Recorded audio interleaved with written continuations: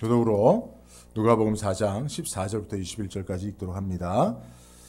예수께서 성령의 권능으로 갈릴리에 돌아가시니 그 소문이 사방에 퍼졌고 바로 회당에서 가르치심에 무사람에게 칭송을 받으시더라.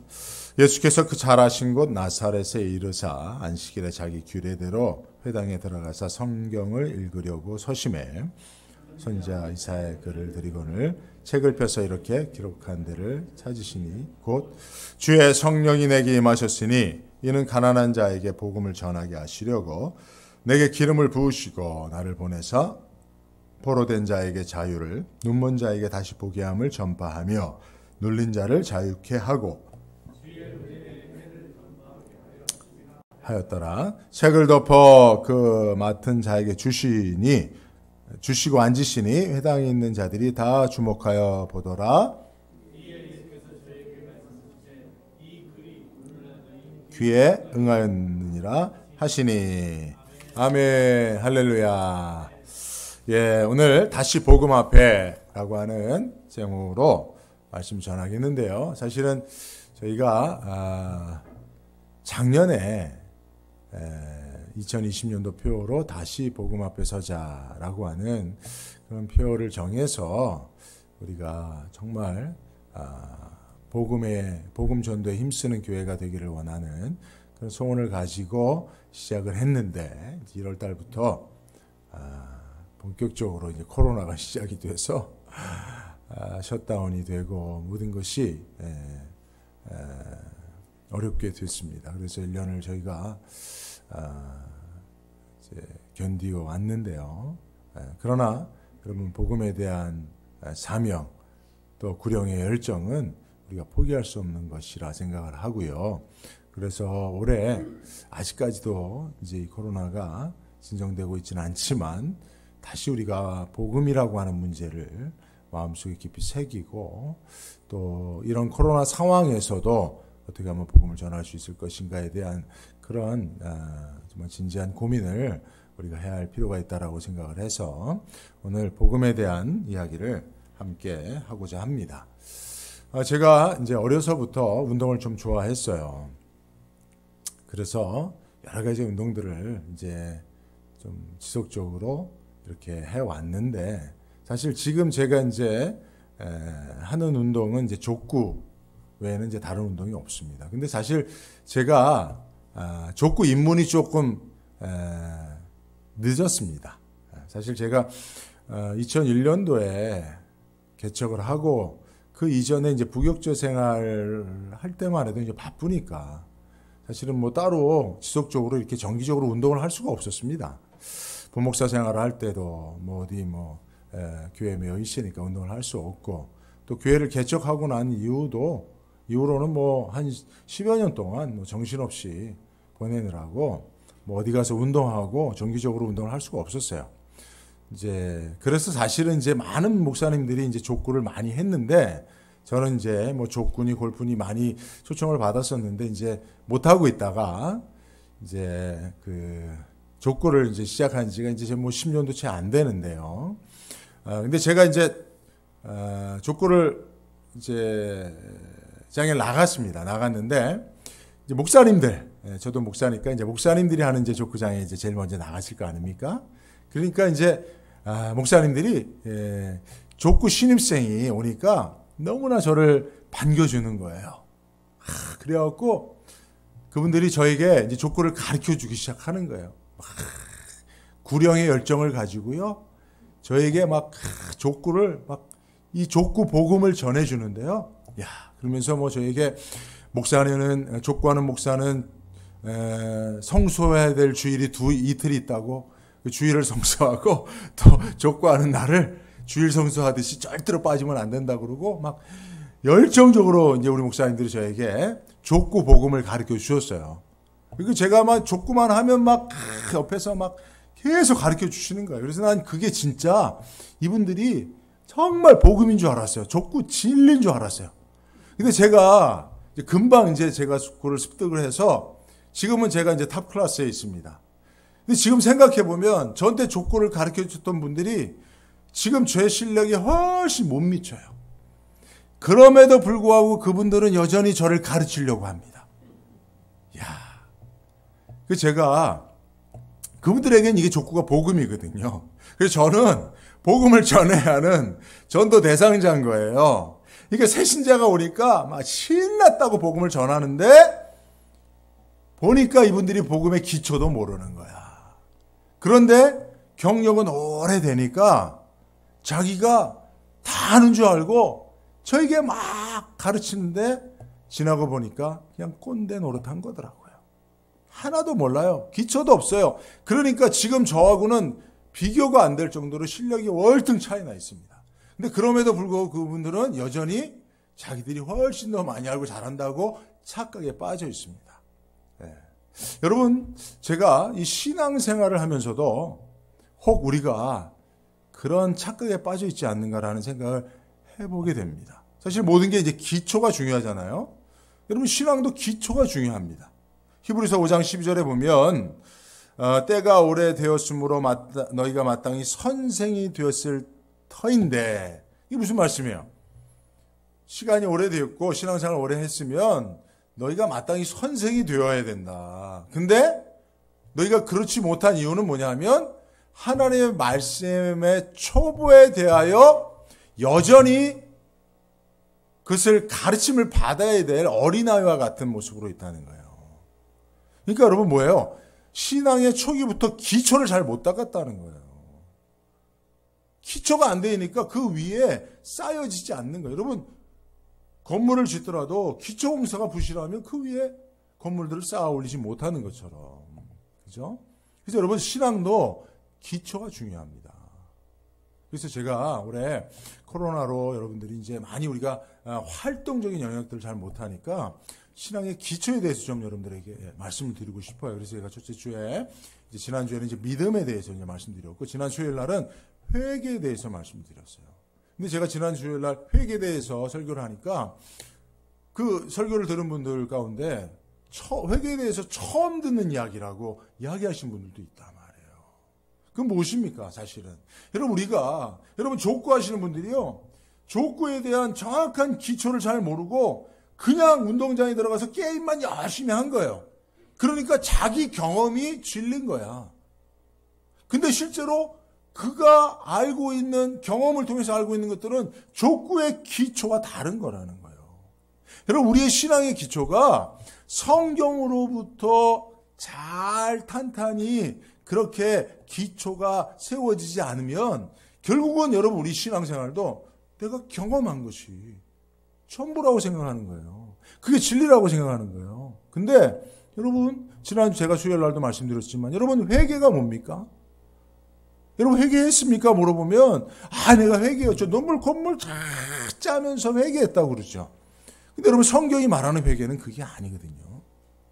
우리가 감정적으로 하나님 앞에 막 죄가 인식이 되어지고 여러분, 그런 감정적인 차원의 회개가 성경이 말하는 진짜 회개가 아니에요. 진짜 회개에 합당한 열매를 거두는 온전한 회개는 달리 성경은 이야기하고 있단 말이에요. 근데 성경의 기초를 따라서 신앙을 배우지 아니하고 그냥 신앙의 현장에서 막 내가 경험한 것으로 하니까 회개는 내가 경험한 이게 회개야라고 생각한단 말이에요. 그래서 다른 사람한테도 회개해야 돼 라고 가르치는데 성경이 가르치는 것과 다른 가르침을 이야기할 수가 있다라고 하는 것이죠. 좀 서론이 길었는데 어쨌든 그래서 여러분, 오늘 복음에 대해서도, 여러분, 복음이 무엇입니까? 제가 설교한 경험도 있습니다. 복음을 전한다는 게 뭡니까, 여러분? 복음을 전한다는 게 뭐예요? 전도한다는 게 뭐예요? 여러분, 지금 전도하는 전도자의 모습을 떠올려 보십시오. 여러분, 대부분 우리가 떠올리는 것은 저쪽에 그 플러턴에 가보면 비치길하고 그 멜번길에 보면 그 마트들이 있어요. 한인 마트들. 한남 체인이니 H마트니 시온마트니 있습니다. 거기 몰려 있는데 거기에 나가보면 꼭 만나게 되는 분이 계시는데 플랜카드 걸어놓고 메가폰 들고 스피커 크게 틀어놓고 예수 믿으세요. 예수 믿지 않으면 지옥 갑니다. 예수 천국 불신지요. 얼마나 크게 떠드는지 몰라요. 난 미국에서도 그럴 수 있는지 참 의아하게 생각이 들더라고요. 여러분, 우리가 전도라고 하면, 복음을 전한다라고 하는 것을 생각해 볼 때 여러분들 전도지 나눠주면서 예수 믿으세요 라고 소리치는 것, 여러분 그걸 전도라고 생각하는 경우들이 대부분이에요. 근데 여러분, 성경이 그것을 복음 전도라고 말하고 있느냐 라고 하는 것을 생각해 보세요. 예수님 여러분 나를 믿으라 하고 돌아다니면서 큰 소리로 외치고 다니신 적이 있습니까? 예수님의 제자들이 사람들 막 모아놓고 예수 믿으세요 하고 그렇게 외치며 전도한 적이 얼마나 있었습니까? 성경은 그것을 이야기하고 있지 않는다 말이에요. 그럼 성경이 말하고 있는 복음과 복음 전도라고 하는 것이 무엇인지를 오늘 우리는 말씀을 통해서 한번 생각해 볼 필요가 있는데요. 자, 오늘 예수님이 복음을 어떻게 이해하셨고 예수님은 복음을 어떻게 전하셨는지를 오늘 말씀이 우리에게 가르쳐주고 있는데, 자, 우리가 읽었던 본문의 위치는 예수님이 본격적으로 공생애를 시작하는 출발선상에서 오늘 본문은 시작되고 있습니다.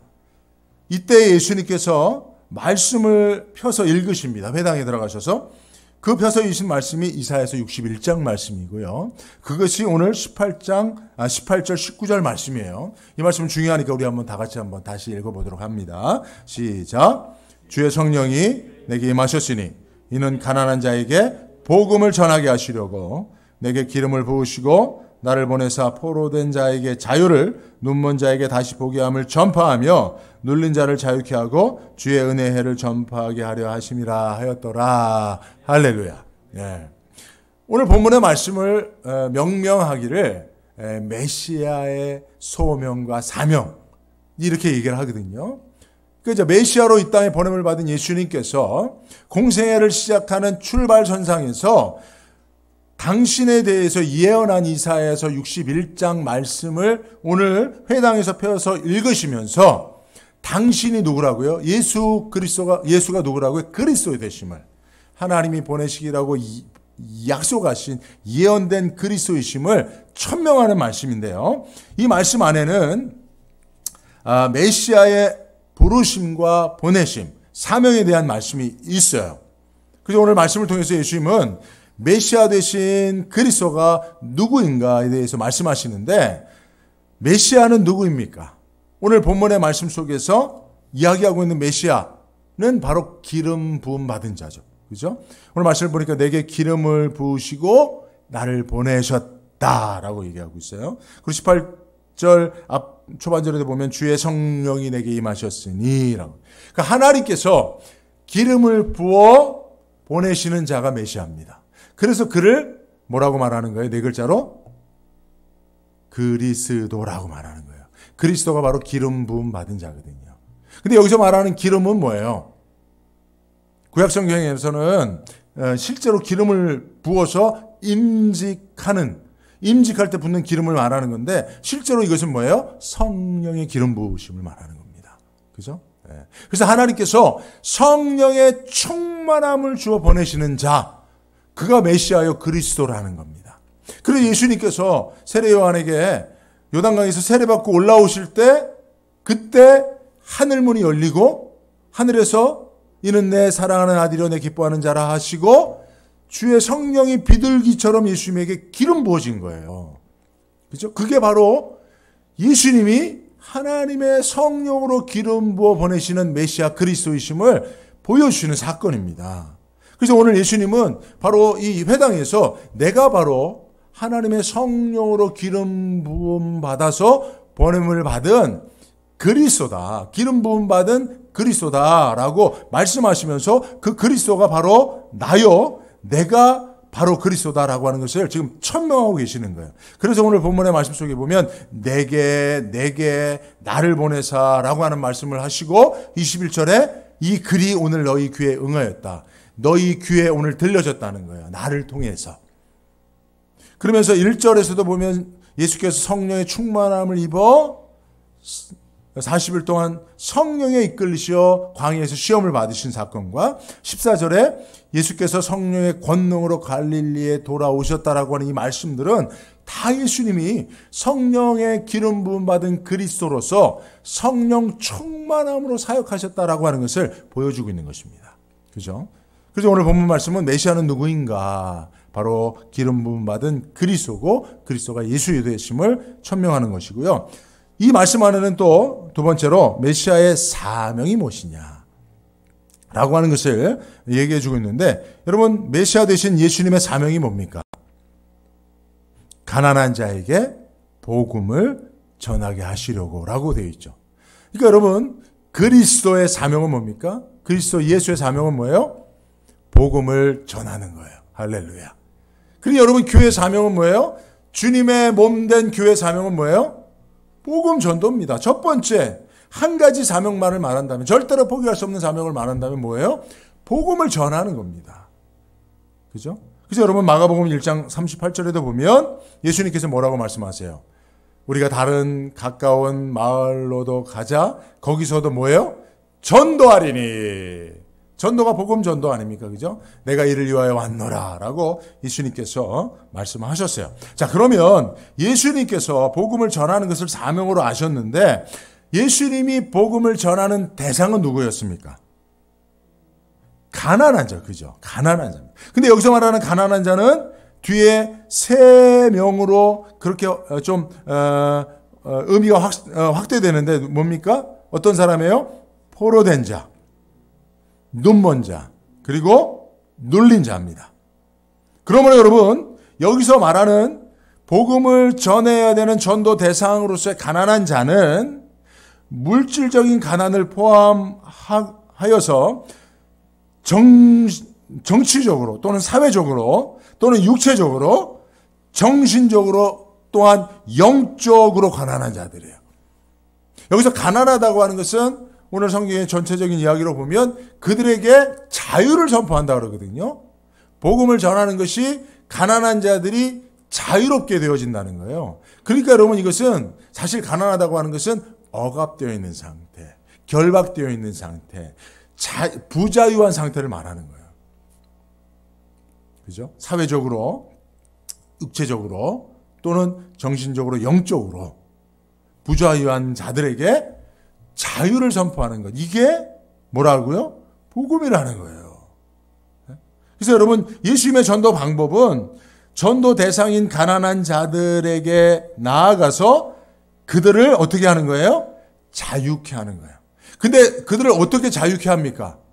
어떻게 자유케 해요? 그 구체적인 방법이 뭐예요? 주의 은혜의 해를 전파하는 거예요. 주의 은혜의 해. 자, 여러분 이거 여기까지만 정리를 하면요. 메시아 되신 예수님, 그리스도이신 예수님의 사명은 뭐예요? 복음을 전하는 거예요. 근데 복음을 전하는 대상은 가난한 자들이에요. 가난한 자들은 어떠한 자들입니까? 사회적으로, 육체적으로, 또 정신적으로, 영적으로 부자유한 자들이에요. 그들에게 복음을 전한다는 것은 그들에게 자유를 선포해 주는 거예요. 근데 그 자유를 선포하는 방식은 뭐예요? 주의 은혜의 해를 선포하는 방식으로 그들에게 복음을 전한다는 거예요. 근데 여기서 말하는 주의 은혜의 해가 뭡니까? 희년을 말하는 겁니다. 희년을. 그러므로 여러분 예수님의 복음 전도는 가난한 자들에게 찾아가서 희년을 선포하는 거예요. 희년을 선포하는 겁니다. 그래서 여러분 복음이라고 하는 것의 헬라어의 원어는 유앙겔리온이라고 그랬죠. 유앙겔리온. 근데 이것을 유앙겔리온 단어의 의미를 말하면 기쁜 소식이에요. 기쁜 소식. 그래서 우리 이거를 한자로 말하면 기쁜 소식이 뭡니까? 희음이거든요. 희음. 그래서 사실은요, 성경이 말하는 복음이라고 하는 단어는 사실은 언어에서 가져온 대로 하면 희음입니다. 희음을 전하도록 하시는 것이다 이렇게 말할 수 있어요. 근데 이제 우리가 우리 한국 사람들이 워낙 복을 좋아하니까 기쁜 소식은 복된 소식이야 해서 복음으로 바꾼 거예요. 원래 원어의 의미는 희음입니다. 근데 이 희자가 어디서 나왔냐면 희년에서 나온 거예요. 그래서 사실은 복음은 희음이고 희음은 희년의 선포를 의미하는 것입니다. 이것을 우리가 잘 알아야 되는데, 자, 그러면 희년을 선포한다고 하는데 여러분 희년이 뭔지 아십니까? 희년에 대해서 들어보셨죠? 희년은요, 여러분 7일마다 안식일이 있고요. 그리고 7년마다 무슨 년이 있습니까? 네? 안식년이 있습니다. 근데 안식년을 또 7번째 맞은 49년 그 다음 해를 희년이라고 합니다. 희년. 그러니까 사실은 희년은 49년째 안식년 그 다음 해로서의 또 한 번의 안식년을 2년 하는 거예요. 그래서 사실은 여러분, 희년이라고 하는 이것은 하나님께서 정하신 제도입니다. 이스라엘에게 있어서 매우 중요한 절기 이상의 의미를 가지고 있는 그런 하나님께서 정해주신 법과도 같은 겁니다. 근데 희년이라고 하는 것은 원래 영어로 하면 주빌레입니다. 주빌레라고 하는 이 단어는 히브리어 요벨이라고 하는 그 음역을 가져다 와서 그렇게 소리 나는 대로 이야기한 건데, 요벨이라고 하는 것은 수양의 뿔이라고 하는 뜻입니다. 그래서 여러분, 사실 희년이 되면 수양의 뿔, 이 나팔을 크게 불어서 희년이 시작됐음을 선포합니다. 그러면 희년이 시작되면 어떤 변화가 있느냐 하면 세 가지 큰 변화가 있어요. 뭐냐면 땅을 다 회복시킵니다. 하나님이 처음 나누신 기업으로서의 그 땅을 소유자에게 다시 다 되돌려줍니다. 두 번째는 종과 노예된 것들을 다 자유케 합니다. 그리고 세 번째는 사람들이 가지고 있는 모든 빚을 부채를 탕감해 줍니다. 할렐루야. 여러분, 희년이 선포되기를 원하시면 아멘 해보세요. 돈을 빌려준 사람은 조금 이제 희년이 별로 탐탁지 않겠습니다만, 여러분, 실제로 여러분, 이게 그냥 뭐 어떤 뭐 천국 가서 하는 얘기가 아니고요. 실제로 이스라엘 사회 가운데 희년의 나팔, 그 요벨이 불려지면 사람들이 그 시간부터, 그 나팔이 불려지는 시간부터 그 희년에는 어떻게 하는 일을 한다고요? 첫 번째, 땅을 다 원주인에게 돌려줘요. 두 번째, 모든 종과 노예된 자들을 풀어줍니다. 노예 문서를 다 불태워버려요. 세 번째, 모든 빚, 차용 증서를 다 불태워버립니다. 이게 희년이에요. 그래서 빚과 또는 노예와 또 기타 여러 가지 땅을 저당 잡힌 이런 것으로 말미암아 사람들이 억압을 받고 눌려있고 자유를 잃어버린 사람들에게 다 이 희년을 통해서 자유를 선포하는 거예요. 그죠? 그러니까 여러분, 예수님의 전도가요, 그냥 전도지 나눠주면서 나 믿어라, 예수 믿어라 하는 게 아니었다니까요. 희년을 선포해 줬다는 거거든요. 그래서 여러분, 실제로 여러분, 예수님께서 마태복음 4장 23절을 보면 예수께서 온 갈릴리에 두루 다니사 그들의 회당에서 가르치시며 천국 복음을 전파, 이것까지는 이제 복음을 전파하시는 거예요. 근데 예수님께서 그 다음에 뭘 하세요? 백성 중에 모든 병과 모든 약한 것을 고쳐주셨다는 거예요. 여러분, 이것을 예수님의 3대 사역이라고 하는데, 사실은 복음을 전하는 거, 선포하는 거, 가르치시고, 말씀을 가르치시고 복음을 선포하는 게 두 가지 사역에다가 세 번째가 치유하시는 거예요. 이 치유가 뭡니까? 이게 바로 희년을 선포하는 거거든요. 희년을 선포하고 실제로 희음을 선포하는 거예요. 그것이 바로 희년을 선포해 주는 거예요. 그리고 실제로 그 희년이 선포된 것을 경험시켜 주는 거예요. 예수님의 복음 전도가 구호에 그치지 않았습니다. 실제로 예수님이 뭐 누구의 땅을 저당 잡힌 적도 없고 누구에게 뭐 빚을 주고 채권자가 되신 적도 없으니까 예수님이 하시는 것은 치우셨던 거예요. 그래서 육체적으로 질병과 악한 영에 붙잡혀 귀신에게 사로잡힌 자들에게 희년을 선포하고 실제로 그들의 삶을 통해서 그 희년이 경험될 수 있도록 치유해 주신 겁니다. 이게 예수님의 전도예요. 그죠? 여러분, 이것을 기억해야 됩니다. 여기서 우리가 이제 한 가지 기억해야 될 것은, 여러분, 희년이라고 하는 것이 언제, 며칠 날 선포된지 아십니까? 이스라엘력으로, 유대력으로 7월 10일 날 선포됐어요. 이 날이 어떤 날이냐 하면 대속죄일이에요. 1년에 한 번씩 대제사장이 백성들의 모든 죄를 가지고 지성소로 들어가는, 그래서 하나님 앞에 모든 나라와 민족 백성들의 죄를 다 탕감받는 그런 대속죄일에 그때에 희년이 선포됐다는 거예요. 그러니까 사실 희년에 있어서 실제로 그 희년을 필요로 하는 모든 백성들에게 있어서 가장 중요한 희년은 바로 죄사함이거든요. 희소식은, 희음은 죄인이 죄사함 받았다는 거예요. 그러니까 사실은요, 우리가 복음을 전할 때 가장 중요한 건 예수죠.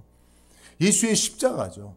예수의 십자가가 아니면 죄인들의 죄 사함 받고 탕감 받아서 너희가 더 이상 죄의 형벌로부터 자유케 되었다고 말할 수 있는 근거가 없으니까. 그래서 사실은 복음 전파에 있어서 가장 중요한 희년의 선포의 근거는 예수의 십자가예요. 우리의 죄를 대신 지고 죽으심으로 죄인이 형벌로부터 죽음으로부터 자유케 되어진 것. 이 진리를 선포하는 게 복음의 핵심이죠. 내용에 있어서는. 그러나 여러분 그것만으로 끝나는 게 아니었다는 거예요. 그죠? 실제로 여러분 사람을 자유를 박탈하고 있는 게 이제 세 가지였잖아요. 땅을 잃어버리는 거, 그죠? 노예가 되는 거, 그리고 빚을 지는 거. 실제로 희년에는 그냥 네가 죄사함 받았으니 넌 그냥 여전히 종으로 살면서 죄사함 받은 것에 감사해라. 네가 여전히 빚진 자로 살면서 죄사함 받 이렇게 하지 않았다는 거예요. 희년은 예수님의 죄사함을 중심으로 그들의 삶의 구체적인 그런 모든 부자유가 모든 억압을 다 자유케 하는 일로 나아가게 했다는 것입니다. 그래서 예수님도 실제로 십자가를 지고 죽으실 뿐만 아니라 실제로 여러분 복음을 전하러 각 마을로 돌아다니시면서 예수님께서 행하신 일이 뭡니까? 예수님이 만나는 사람들의 모든 억압과 부자유를 풀어 자유케 해 주셨다는 겁니다.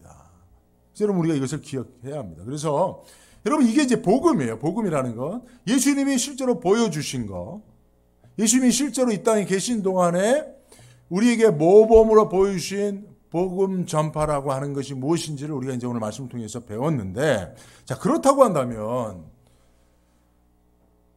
그 예수님의 복음 전도의 사역을 우리가 어떻게 해야 됩니까? 계승해야 되잖아요. 교회가 계승해야 되잖아요. 여러분 우리가 전도하는 데 있어서 실제로 여러분 우리 교회가 뭐 제가 여러 교회들을 사역하고 또 뭐 교회도 개척하고 여러분 지금 난가주 안대교회에서 사역하고 있지만 여러분 실제로 우리가 알고 있는 교회의 복음 전도 방식이라는 게 뭐가 있습니까? 전도지 만들고 전도용품 만들고 그래서 나가서 사람들에게 나눠주면서 예수 믿으세요. 난가주 안디옥교회 오십시오. 예수 믿으면 인생의 문제가 해결되고 난가주 안디옥교회 오면 여러분들의 또 무슨 뭐 문제 해결됩니다. 이렇게 하면서 사람들에게 이게 복음을 전한다고 하잖아요. 그죠? 아니면 정말 마태에 계신 그분처럼 큰 소리로 막 예수 믿으세요 하고 소리를 친다든지. 저도 지하철에 다니면서 그래 한 적이 있어요. 지하철에서 한 칸 문 열고 뭐 지하철에서 그런 맹머리 하는 분들 있잖아요. 언니, 오빠, 아빠, 엄마 여러분 이러면서 그죠? 저는 어려서 부모를 여의고 뭐 이러면서 그리고 껌 나눠주고 또 볼펜 나눠주고 이제 그런 것처럼 저도 그런 전도를 해왔어요. 지하철 열어놓고 여러분 저를 좀 주목해 주시기를 바랍니다. 저는 어느 대학교를 다니는 대학생입니다. 그러나 제가 여러분들 앞에 선 것은 제 마음속에 하나님께 주신 사랑을 전하기 위함입니다. 여러분 예수님을 믿고 구원받으시길 바랍니다. 이러면서 제가 지하철 전도도 하고 했었습니다. 근데 사실은 그게 전도인 줄 알았어요. 그게 정말 예수님을 전하는 복음 전도의 핵심인 줄 알았어요. 근데 여러분 성경에 보니까 예수님도 그렇게 안 하셨고 예수님의 제자들도 그런 일을 한 적이 없어요. 그런 방식의 전도, 물론 그런 방식의 전도가 틀렸다. 저는 그렇게 말하는 건 아닙니다. 그것도 하나의 방식일 수 있어요. 그것도 하나의 우리가 교회가 선택할 수 있는 전도 방식일 수 있습니다. 그 때로는 그것이 효과적인 사회와 상황이 있을 수 있습니다. 실제로 한국 사회에 있어서는 그런 전도가 상당히 많은 효과를 거두기도 했었죠. 근데 실제로 지금 한국 교회도 그렇지만 미국 사회도 그런 방식의 복음 전도가 효과적이지 않아요. 그러니까 여러분 어느 시대를 막론하고 어떤 사회를 막론하고 가장 효과적인, 물론 전도가 효과를 따지는 것이 중요하지는 않을 수 있습니다. 그죠?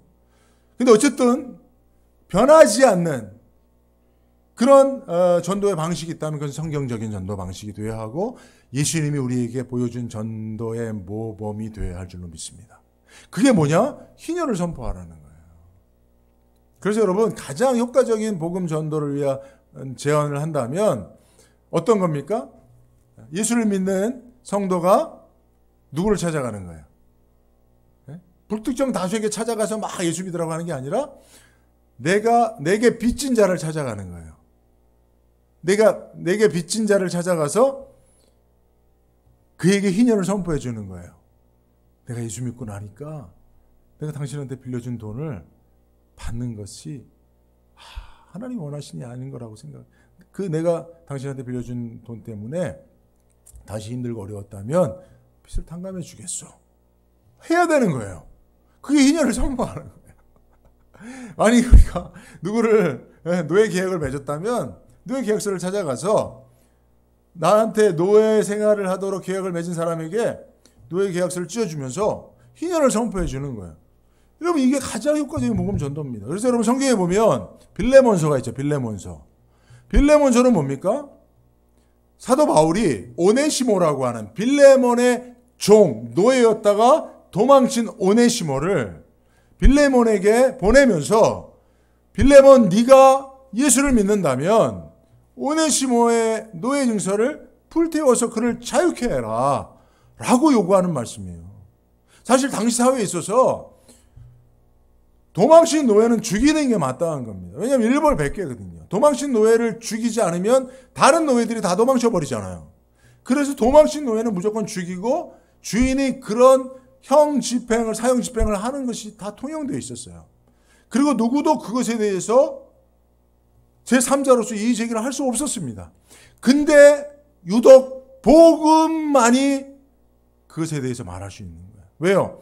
복음은 희년을 선포하는 것이고 희년은 노예된 자에게 노예로서의 부자유를 박탈하고 자유를 선포해 주는 거거든요. 그러니까 여러분 사도 바울이 오네시모에게 사도 바울이 무슨 권한으로 빌레몬에게 무슨 권한으로 오네시모를 노예로부터 자유케 해달라고 요구할 수 있습니까? 실제로 사도 바울이 명령하고 있거든요. 그 말씀을 보면 명령하고 있거든요. 무슨 권세로요? 복음의 권세거든요. 이게 복음의 권세인 겁니다. 실제로 여러분 교회가 복음을 전하는 가장 효과적인 방법은 성도들이 자기에게 빚진 자, 자기에게 땅 판 자, 자기에게 노예된 자 찾아가서 자유를 선포해 주는 거예요.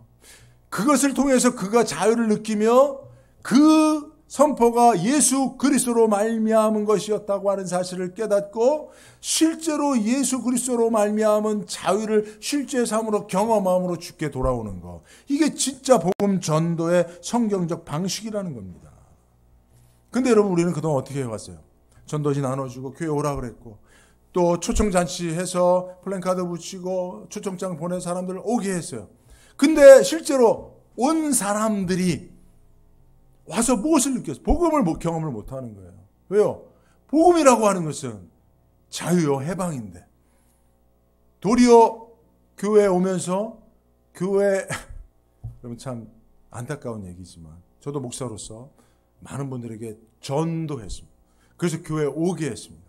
근데 그들이 교회에 오므로 그들의 부자유가 그들의 눌린 것이 그들의 억압이 풀어지고 자유케 되어졌는가?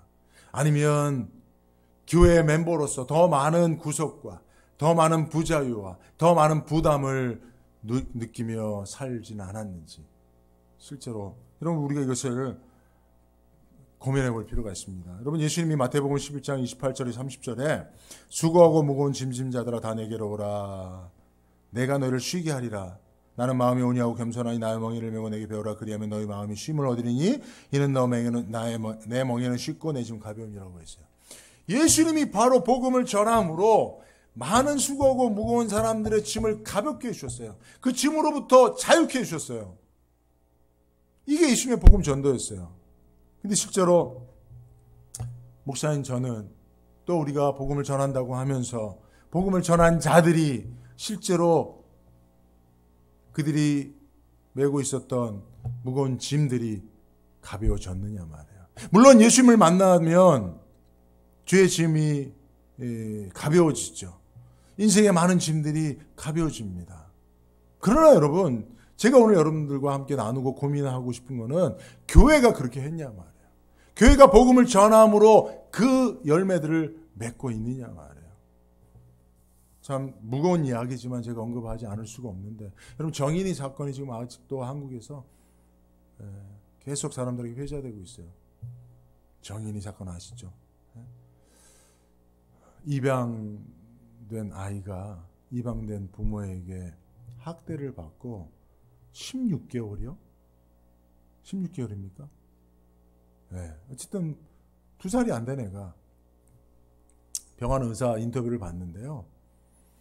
이건 악마가 한 짓이라는 거예요. 온몸이 멍이 들고 췌장이 끊어질 정도의 외부 충격을 받고 배 속이 다 피가 고여 있다는 거예요. 그 피가 고여 있는 상태로 뭘 먹으면 너무나 이게 소화도 안 되고 메스고 고통스러웠다는 거예요. 근데 이거는 분명히 학대 사건이라는 거예요. 어느 의사가, 어느 의료인이 봐도 학대 사건인데 학대 가해자가 누굽니까? 양부모거든요. 근데 양부모가 정인이를 병원에 데리고 와서 오열하는 모습을 보면서 저건 악마일 수밖에 없다라고 얘기했다는 거예요. 여러분, 저는 이걸 가지고 지난 일주일 내내 고민했어요. 여러분, 우리 고민해야 됩니다. 그 양부모가 목회자의 자녀들이에요. 기독교 방송국에서 일하고 있어요. 그리고 그들이 자원해서 입양을 했어요. 딸이 있어요. 자녀가 없어서 입양한 것도 아니에요. 딸이 있음에도 입양을 했어요. 저도 사실은 그런 얘기 많이 했습니다. 여러분, 전도도 못하면 애라도 나라고. 전도 못하면 애라도 나라고. 아멘을 아무도 안 하시네요. 전도도 안 되는데 여러분, 애라도 나서. 왜냐면 내 새끼만큼은 예수 믿게 할 수 있지 않겠냐. 뭐 그런 말로. 아니면 여러분 입양이라도 해라고 제가 말을 했었어요. 왜요? 부모 없는 아이들 입양해서 엄마 아빠 노릇 해주면 걔들이 엄마 아빠가 믿는 예수 믿을 거 아니냐고. 아마 이 부모도 목회자 자녀로 자라가면서 그런 마음이 있었을 거예요. 그래, 내가 부모 없는 아이 입양해서 예수를 소개하고 예수 믿게 하면 얼마나 좋은가. 여러분, 우리는 다 전도에 대한 사명이 있잖아요. 부담이 있잖아요.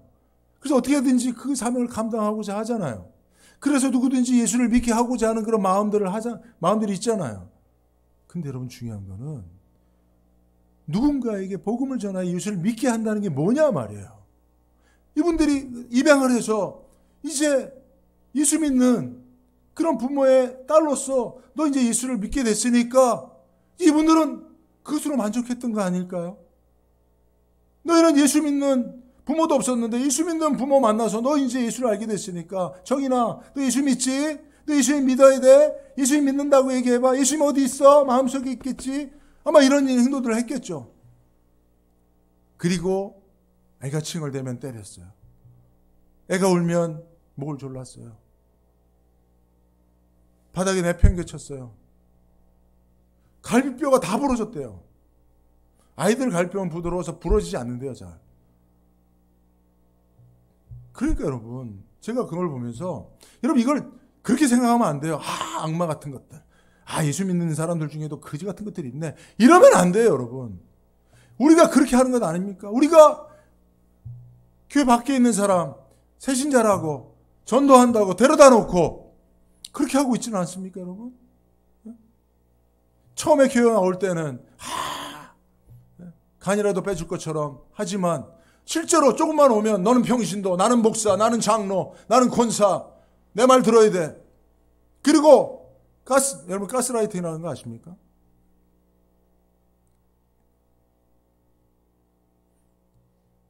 그런 거 하는 거예요.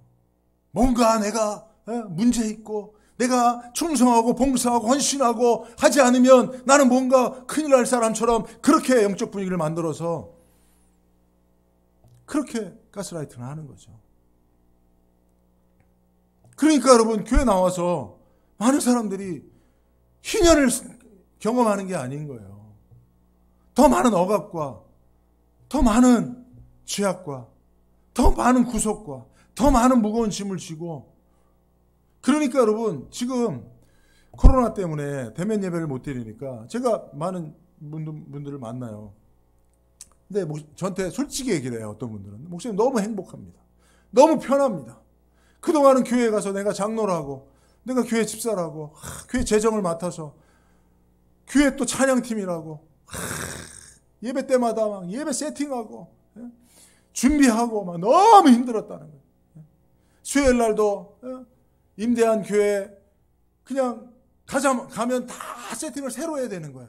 장비들을 다 사무실에 뒀다가 다 빌려있는 공간에 가서 예배 세팅 다 하고, 그리고 끝나면 또 그거 다 해서 다 집으로 정리하고, 하루 종일 6시까지 일하고 7시까지 막 달려가서 막 뿌리 났게 그걸 하고, 끝나면 또 자기가 또 책임지고 다 해. 지금 그거 안 하니까 너무 편하다는 거예요. 여러분, 이게 뭡니까 도대체? 우리가 지금 정말 복음을 전한다고 하면서 희년을 선포하고 있는가? 무엇보다도 여러분, 우리 교회 공동체가 희년 공동체인가? 사랑의 빛 외에는 누구에게도 어떠한 빛도 지지 말라고 했는데, 우리가 정말 사랑의 빛 외에는 어떤 빛도 지지 않고 살아가고 있는가?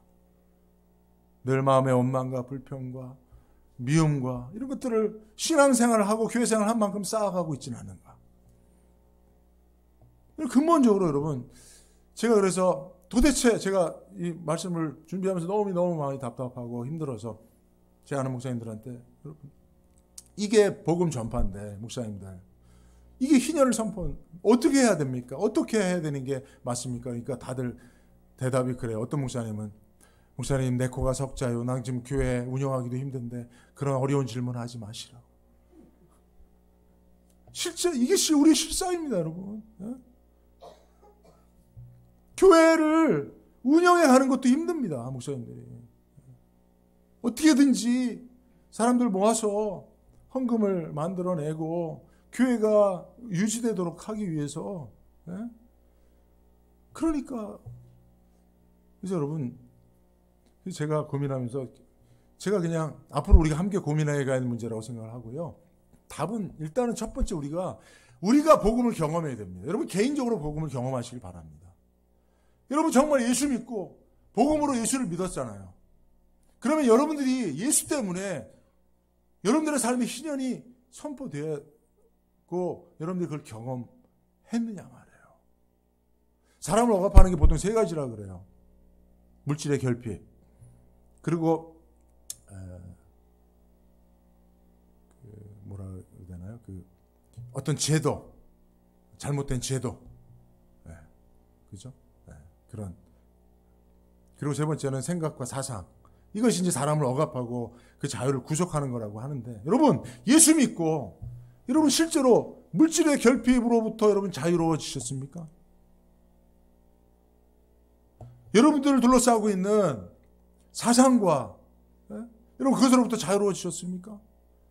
얼마 전에는 미국의 민주주의의 전당이라고 하는 의사당이 사람들에 의해서 점거당하고 거기서 몇 명이 죽었어요. 여러 명이. 뭐 때문입니까? 사상 때문이에요. 어떤 이론 때문입니다. 주의 때문입니다. 자기가 붙잡고 있는 그런 것들 때문에 그런 일이 일어난 거예요. 예수 믿고 희년이 선포되고 사상과 어떤 그런 이데올로기로부터 자유로운 사람들은, 자유롭게 된 사람들은 그런 짓을 할 수가 없죠. 근데 거기 보면 대부분 예수 믿는 사람들이에요. 그것은 그들이 진정한 복음으로서 희년을 경험하지 못하고 있다는 거예요. 어떤 제도와 어떤 국가의 그런 법 안에서도 여러분 그 안에는 여러 가지 어려움이 있잖아요. 그죠? 코로나 때문에 여러분 어떤 나라는 지금 뉴질랜드에 있는 제 아는 목사님, 뉴질랜드는 그냥 청정 국가예요. 국가가 코로나 관리를 잘해서 코로나 확진자가 없어요. 그래서 뭐 마스크 같은 거 안 쓰고 다녀요. 근데 여러분 미국은 어떻습니까? 나라마다 그들이 가지고 있는 제도와 어떤 정치적인 어떤 룰, 그런 법 이런 것 때문에 고통을 당하는 나라가 백성들이 있단 말이에요. 그러나 여러분 예수를 만나고 진정한 희년의 복음을 접한 사람들은 그런 것을 초월하며 자유롭게 산다는 얘기예요. 근데 여러분 우리가 그러냐 말이에요, 실제로. 그러면 우리는 정말 복음을 만났느냐 말이에요. 복음으로 우리의 인생에 실제로 예수 복음으로 말미암은 희년이 선포되고 그것을 경험했냐 말이에요. 이게 경험되지 않은 사람이 복음을 전하러 나가서 복음을 전하니까 복음 전포가 그냥 복음 보험 파는 거하고 다를 바가 없어요. 어떤 브로커들이 무엇인가를 세일즈하는 것과 다를 바가 없는 모습이 드러나는 거죠. 너무 제가 심각한 얘기를 하는 겁니까? 이게 사실 어떻게 보면 본질적인 문제입니다. 기초에 대한 문제입니다. 복음에 대한 이해에 대한 문제입니다. 성경이 말하는 복음, 예수님께서 가난한 자에게 복음을 전하게 하시려고 내가 보냄을 받았다라고 말씀하시고, 그리고 그 복음은 희년의 선포다라고 말씀하시고, 실제로 예수님이 전도로 다니시면서 사람들을 자유케 하셨잖아요. 이게 예수님이 보여주시고 예수님의 제자들이, 사도들이 그대로 본받은 복음 전도인데 왜 우리는 다른 행동을 하고 하면서도 그것이 복음 전파라고 오해를 하고 있냐. 그러면서 여러분 우리도 사실은 복음을 진짜로 경험해보지 못한 자들로서 복음을 전하면서 결국은 또 다른, 이런 표현을 쓰기는 좀 그렇습니다만은, 또 다른 교회 안에 또 다른 나라를 만들고 자기 나라를 만들고 있지는 않은가라고 하는 생각을 지울 수가 없는 것이죠. 여러분, 그래서 말씀을 정리합니다. 여러분, 예수님께서 말씀하신 복음, 그리고 그 복음을 전파하는 것에 대한 성경은 어렵고 힘들게 말하지 않아요. 너무나 명확하고 너무나 정확하게 우리에게 얘기하고 있습니다. 우리가 그것으로부터 다시 기초를 쌓아야 됩니다.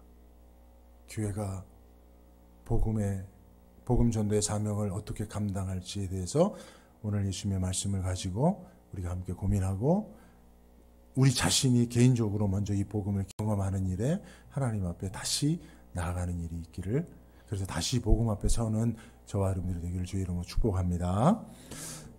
하나님, 말씀 앞에 설 때마다 말씀이 참으로 말하고 있는 것에 우리가 그동안 귀 기울이지 못했다고 하는 사실을 깨닫게 됩니다. 하나님, 오늘도 복음 앞에 섭니다. 예수님이 우리에게 보여주셨던 복음 전도의 현장 앞에 우리가 섭니다.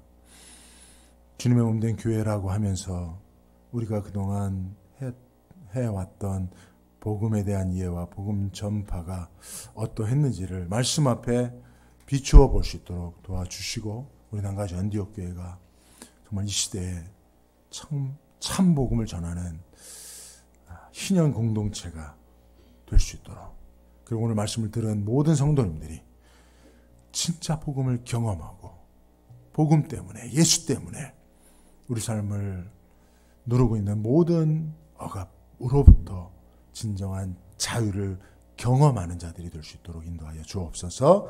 예수님의 이름으로 기도드리옵나이다.